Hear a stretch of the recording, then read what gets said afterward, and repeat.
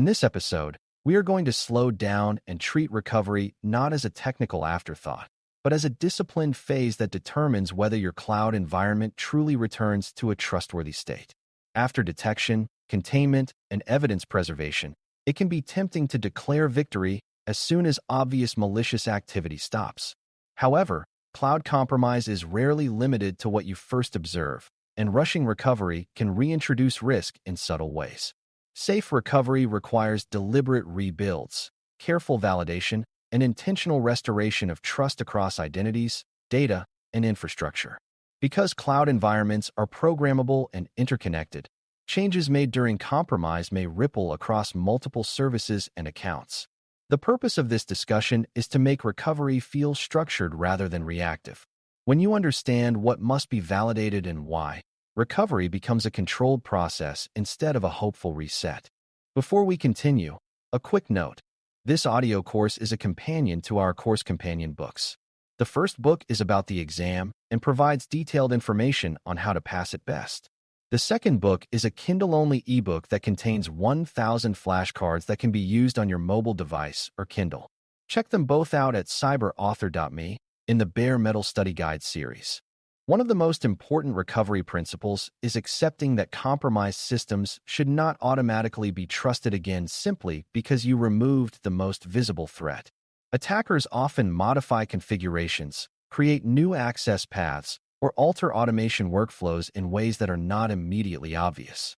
In cloud environments, these changes can occur at the identity layer, within policy definitions, inside infrastructure templates, or through cross-account trust settings. If recovery focuses only on deleting a suspicious user account or shutting down one affected resource, hidden persistence mechanisms may remain. True recovery means validating that the environment reflects an intended secure baseline rather than an attacker-modified state. This validation is what restores confidence. Without it, you are operating on assumption rather than evidence. Controlled rebuilds are frequently safer than attempting to clean compromised resources in place, particularly in cloud environments where infrastructure is defined through configuration rather than physical hardware. If a virtual machine or container has been compromised, rebuilding it from a trusted template eliminates the risk of hidden malware or unauthorized changes embedded deep in the system.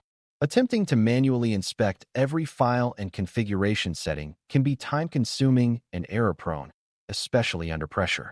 Rebuilding from a known good configuration ensures consistency and reduces uncertainty.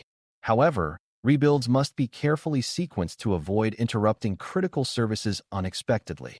Planning the rebuild process, identifying dependencies, and confirming that templates themselves are uncompromised are essential components of disciplined recovery.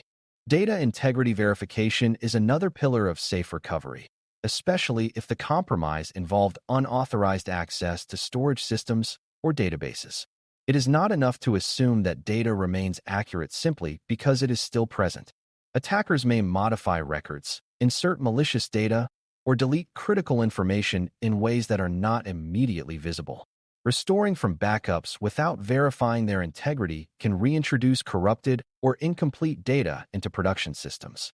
Cloud backup strategies must therefore include regular testing and validation before an incident ever occurs. During recovery, comparing current data against trusted snapshots or backups helps determine whether restoration is necessary. Confirming data integrity restores operational confidence and prevents long-term hidden damage. Identity trust restoration is often the most sensitive and far-reaching part of cloud recovery because identity systems govern nearly every action within the environment. If credentials were compromised, all related access keys, tokens, and passwords must be rotated systematically. High-privilege roles require particular scrutiny, and in many cases a broad review of administrative accounts is warranted even if only one account was visibly abused. Trust relationships between roles and accounts should be examined for unauthorized changes. Recovery in the cloud frequently means rebuilding identity confidence from the ground up, ensuring that every privileged pathway is intentional and documented. Without restoring identity integrity, the rest of the environment remains vulnerable. Recovery also requires reviewing and reinforcing detection mechanisms so that similar incidents would be caught earlier in the future. If logging was incomplete retention too short, or alerts poorly configured. Those weaknesses must be corrected before declaring recovery complete. Strengthening monitoring during the recovery phase ensures that any residual attacker activity will be detected quickly. This step transforms recovery into an opportunity for defensive improvement rather than a simple reset. Cloud environments allow rapid changes to logging configurations, but those changes must be deliberate and validated. When detection improves as part of recovery, the organization gains resilience instead of merely regaining function. Architectural boundaries should be reassessed during recovery, especially if the compromise spread beyond its initial entry point. If attackers were able to pivot between accounts or services easily, it may indicate insufficient segmentation or overly permissive cross-account access. Recovery provides a moment to tighten those boundaries and reduce blast radius for the future. Reviewing account structure, trust relationships, and privilege inheritance ensures that isolation mechanisms function as intended. Because cloud environments are highly interconnected, small architectural weaknesses can enable broad compromise. Addressing those weaknesses during recovery strengthens long-term defense posture. Automation systems and deployment pipelines deserve careful attention during recovery because they often hold powerful permissions and can propagate changes rapidly. If an attacker modified an infrastructure template or inserted malicious code into a deployment workflow, simply rebuilding workloads may not eliminate the threat. Recovery must include validation of automation definitions and access controls. Reviewing pipeline credentials, template integrity, and change histories ensures that automated processes are trustworthy. Automation is a strength of cloud environments, but only if its security is verified. Restoring confidence in automation prevents repeated compromise through the same pathway. Backup strategy validation becomes especially important after a cloud compromise. Organizations often assume backups will function correctly, but untested backups can fail at critical moments. Recovery should include confirmation that backup data is complete, accessible, and free from tampering. If attackers accessed backup storage, those systems require inspection as well. Ensuring backup isolation and appropriate access control strengthens both current recovery and future resilience. Reliable backups provide the safety net that makes controlled rebuilds possible. Without validated backups, recovery remains uncertain and fragile. Communication throughout the recovery process plays a crucial role in maintaining organizational trust and operational continuity. Stakeholders may experience service interruptions, credential resets, or temporary restrictions that affect daily workflows. Clear and timely communication prevents confusion and reduces speculation.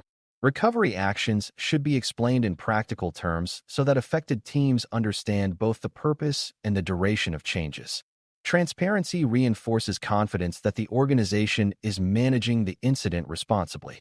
Calm communication supports technical recovery by minimizing disruption and rumor-driven decisions. Another important recovery task involves reviewing temporary permissions granted during containment and response.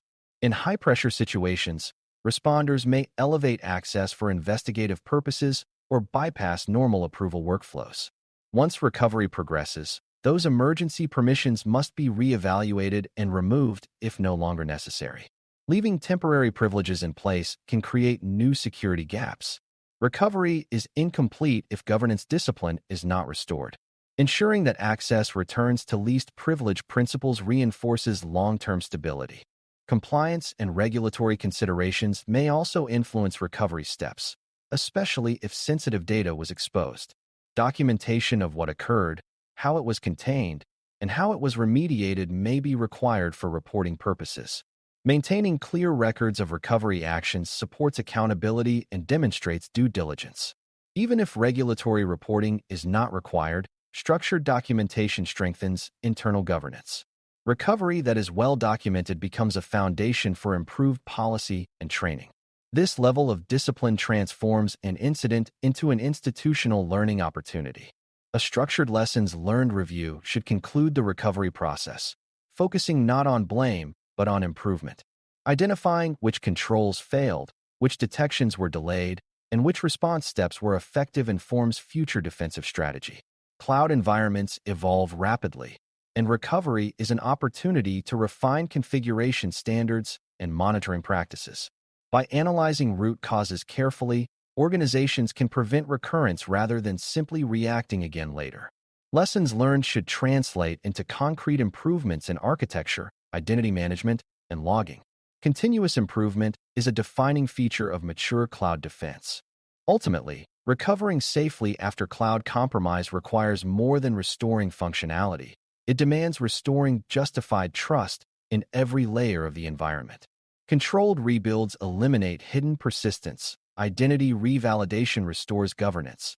Data integrity checks confirm reliability, and architectural reviews reduce future blast radius.